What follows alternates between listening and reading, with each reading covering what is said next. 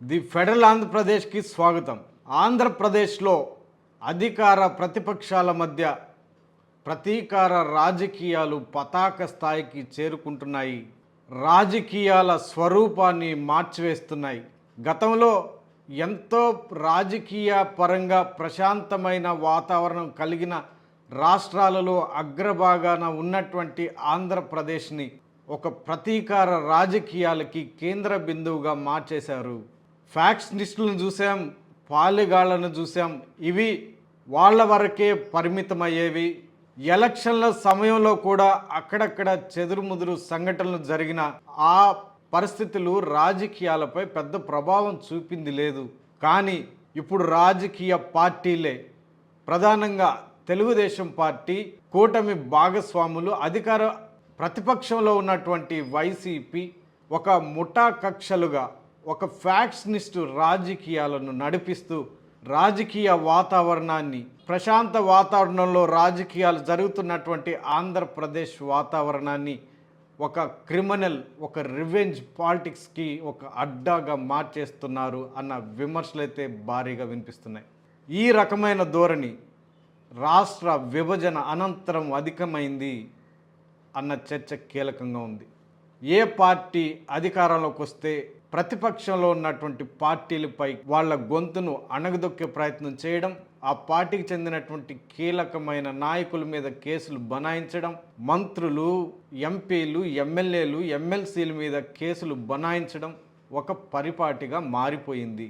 ఒక ప్రశాంతపూరితమైన వాతావరణం పూర్తి స్థాయిలో దెబ్బతినిపోయింది అన్న ఆరోపణలు అయితే సామాన్య ప్రజల నుంచి సైతం వినిపిస్తున్నాయి. 2024లో అధికారంలోకి వచ్చిన తర్వాత కూటమి ప్రభుత్వం వచ్చి రాగానే ప్రతీకార చర్యలకు తెర లేపింది. వైసీపీకి చెందినటువంటి కీలక నాయకులు, మాజీ ఎంపీలు, మాజీ ఎమ్మెల్యేలు, మాజీ ఎమ్మెల్సీలు, మాజీ మంత్రుల మీద కేసులు బనాయిస్తూ ఒక కొత్త రాజకీయానికి తెర తీసింది అన్న చర్చ అయితే బలంగా ఉంది. వాళ్ళలో చాలామంది నాయకులు జైలుకి వెళ్ళడం, అక్కడ రోజుల నెలల తరబడి జైల్లో ఉండడం, బెయిల్పై బయటికి రావడం, ఇదంతా ఒక పరిపాటిగా మారింది. గతంలో కూడా 2019, 24 మధ్య కాలంలో కూడా ఇదే రకమైన వాతావరణం చోటు చేసుకుంది. ఆ తర్వాత అధికారంలోకి వచ్చిన తర్వాత కూటమి ప్రభుత్వం మరింత ఉధృత స్థాయిలో దీనికి తెరలేపింది. ఈ నేపథ్యంలో అనేక మంది మాజీ ఎమ్మెల్యేలు, ఎంపీలు జైలుకి వెళ్ళిన నేపథ్యం ఉంది. అదే క్రమంలో వైసీపీకి చెందినటువంటి 6 మంత్రులు కీలకమైనటువంటి నాయకులుగా ఉన్నారు. వాళ్ళ మీద బలమైన కేసులు బనాయించారు. వాళ్ళలో కొంతమంది జైలుకి వెళ్ళారు, బెయిల్ పైన బయటకు వచ్చారు. ఇప్పుడు ఇది ఆంధ్రప్రదేశ్ రాష్ట్ర రాజకీయాల్లో ఒక కీలకమైనటువంటి చర్చ. వైసీపీ హయాంలో జోగి రమేష్ మంత్రిగా పనిచేశారు. ఒక బీసీ నాయకుడిగా ఆయన ఆవిర్భావం చెందినప్పటికీ, గుర్తింపు ఉన్నప్పటికీ జగన్కి అత్యంత సన్నిహితుడిగా అతనికి పేరు ఉంది. మంత్రిగా ఉన్న కాలంలో ఆయన ప్రతిపక్షాల మీద విరుచుకుపడిన తీరు, వాడిన భాష అప్పట్లో చర్చనీయాంశంగా మారింది, విమర్శలు గుప్పించారు. అధికారం కోల్పోయిన తర్వాత ఆయన మీద కేసులు అయితే బనాయించడం జరిగింది. ఇక్కడ ఒక కీలకమైన అంశం, పరిణామం ఏంటంటే, మంత్రి పదవి రాకముందు వైసీపీ హయాంలో ఆయన మాజీ ముఖ్యమంత్రి నారా చంద్రబాబు నాయుడు ఇంటి మీద దాడి చేయడం, పరుష పదజాలంతో ఆయనని భారీగా విమర్శలు చేయడం అప్పట్లో భారీగా చర్చగా మారింది. ఇప్పుడు అదే ఆయన మెడకు చుట్టుకుంది అన్న చర్చ అయితే బలంగా వినిపిస్తుంది. అధికారం కోల్పోయిన తర్వాత నకిలీ మద్యం కేసులో జోగి రమేష్ను అరెస్ట్ చేశారు. దాంతోపాటుగా నారా చంద్రబాబు నాయుడు ఇంటి మీద దాడి చేసిన అంశంలో ఆయన కేసులు బనాయించారు, జైలుకి వెళ్ళారు. మొత్తం మీద బెయిల్ మీద అయితే బయటకు వచ్చారు. తాజాగా ఈయన మీద ఒక గృహ హింస కేసు కూడా నమోదైంది. తన కోడలు ఫిర్యాదు మేరకు తనను హరాస్ చేశారని, వరకట్ను తెమ్మని ఇబ్బందులు పెట్టారని, చంపడానికి పలుమార్లు ప్రయత్నం చేశారని, ఇలా అనేక రకాలుగా ఆరోపణలు చేస్తూ తన కుటుంబం మీద పెట్టినటువంటి కేసుల నేపథ్యంలో అతని మీద కూడా కేసు నమోదైంది. మొత్తం మీద ఆయన మీద, ఆయన కుటుంబం మీద గృహ హింస కేసు కూడా నమోదైంది.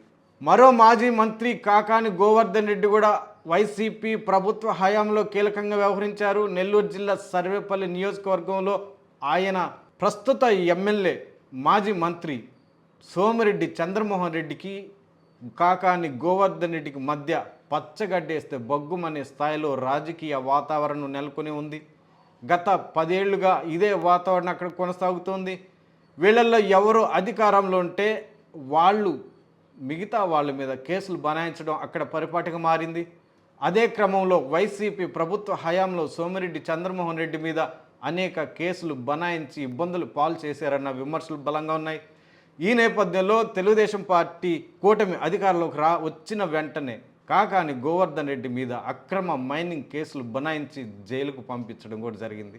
అదే రకంగా ఆయన మీద పలు కేసులు కూడా ఉన్నాయి, ఆరోపణలు కూడా ఉన్నాయి.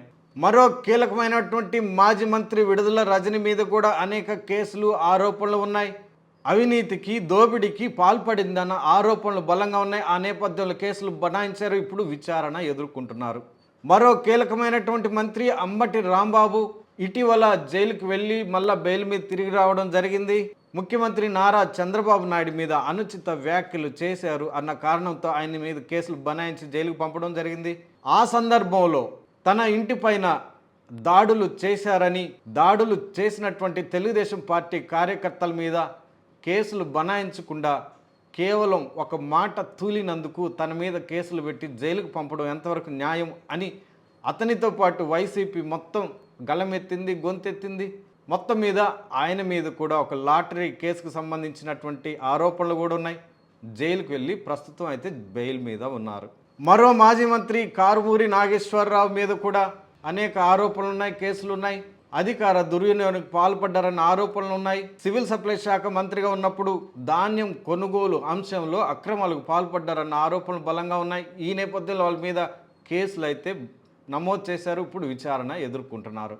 మరో కీలకమైనటువంటి మంత్రిగా వ్యవహరించినటువంటి సీదిరి అప్పలరాజు పైన కూడా కేసులు నమోదు చేశారు. ప్రస్తుతం ఆయన జైల్లో ఉన్నారు. తన కుమారుడు యాక్సిడెంట్ కేసుకు సంబంధించి సాక్ష్యాలు తారుమారు చేశారన్న ఆరోపణలతో ఆయన్ని ప్రస్తుతం జైలు అయితే ఉన్నారు.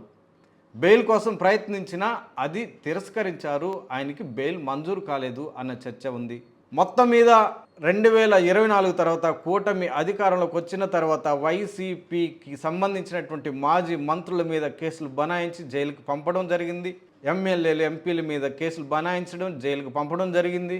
గతంలో వైసీపీ అధికారంలో ఉన్నప్పుడు సాక్షాత్తు ప్రస్తుతం ముఖ్యమంత్రిగా ఉన్నటువంటి నారా చంద్రబాబు నాయుడు మీద కేసు బనాయించి జైలుకు పంపడం కూడా జరిగింది. అంతకుముందు టీడీపీలో కీలక నేత, సీనియర్ నేత అచ్చెన్నాయుడు మీద కేసులు బనాయించి జైలుకు పంపారు. మరో కీలకమైనటువంటి నాయకుడు కొల్లు రవీంద్రన్ పైన కూడా కేసులు బనాయించి జైలుకు పంపారు. అలా అనేక మంది తెలుగుదేశం పార్టీకి సంబంధించినటువంటి కీలక నాయకులు, మాజీ మంత్రుల మీద కూడా కేసులు బనాయించారు. వాళ్ళు ఇంకా విచారణ ఎదుర్కొంటున్నారు.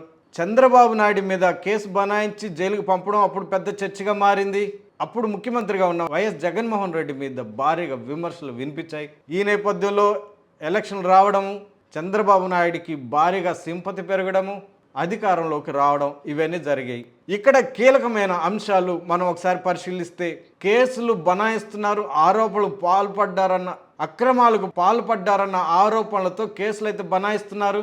మరి ఆ విచారణ ఎంతవరకు సాగుతుంది, ఎంతవరకు సాగింది అనేది ఒక కీలకమైన ప్రశ్నగా ఉంది. మరి అక్రమాలకు పాల్పడినప్పుడు, కేసులు బనాయిస్తున్నప్పుడు శిక్షలు ఎందుకు పడడం లేదు అన్నది ఇక్కడ కీలకమైనటువంటి చర్చగా ఉంది. ఒకవేళ వాళ్ళు అధికార దుర్వినియోగానికి పాల్పడడం కానీ, అక్రమాలకు, అవినీతికి పాల్పడ్డారన్న ఆరోపణలు ఎందుకు రుజువు కావడం లేదు, శిక్షలు ఎందుకు పడడం లేదు అన్నది ఇక్కడ కీలకమైనటువంటి అంశం. సాక్షాత్తు ఇప్పుడు ప్రస్తుతం ముఖ్యమంత్రిగా ఉన్న నారా చంద్రబాబు నాయుడు మీద వైసీపీ హయాంలో కేసులు బనాయించి జైలుకు పంపిన నేపథ్యంలో ఆయన మీద అక్రమాలకు పాల్పడ్డారని ఎందుకు రుజువు చేయలేకపోయారు అన్నది కీలకమైనటువంటి అంశం. మరి చంద్రబాబు నాయుడు అధికారంలోకి వచ్చిన తర్వాత అదే పోలీసులు ప్రతిపక్షంలో ఉన్నప్పుడు కేసులు నమోదు చేసినటువంటి పోలీసులు, అదే విచారణ చేసినటువంటి కోర్టులు మరి అధికారంలోకి వచ్చిన తర్వాత అక్రమాలకు పాల్పడలేదు అంటూ ఎలాంటి వాస్తవాలు లేవు, రుజువులు లేవు అని కేసులను ఎందుకు కొట్టేసినట్టు అన్నది కూడా కీలకమైనటువంటి అంశం. అంటే కావాలనే కేసులు బనాయిస్తున్నారా అన్న విమర్శలు బలంగా ఉన్నాయి. రాజకీయంగా ఆ పార్టీని రాజకీయంగా ఏ పార్టీ అయితే ప్రతిపక్షంలో ఉంటుందో ఆ పార్టీని తుదం ముట్టించడానికి వీళ్ళు కుట్రలు పన్నుతున్నారా అన్న విమర్శలు ఉన్నాయి.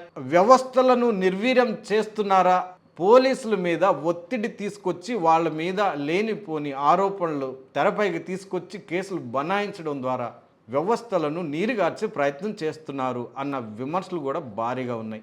మొత్తం మీద ఏ పార్టీ అయితే అధికారంలో ఉంటుందో ఆ పార్టీ ప్రతిపక్షంలో ఉన్నటువంటి పార్టీల మీద, నాయకుల మీద కేసులు బనాయించడం, జైలుకు పంపించడం, ఆ తర్వాత అధికారంలోకి వచ్చిన తర్వాత వాళ్ళ మీద ఉన్నటువంటి కేసులను కొట్టివేయించుకోవడం, ఇక్కడ ఆరోపణలు కానీ కేసులు కానీ రుజువు కాకపోవడం, వాళ్ళకి శిక్షలు పడకపోవడం, ఈ అంశాలన్నీ ఆంధ్రప్రదేశ్ రాష్ట్ర రాజకీయాలను కుదిపేస్తున్నటువంటి అంశాలుగా ఉన్నాయి.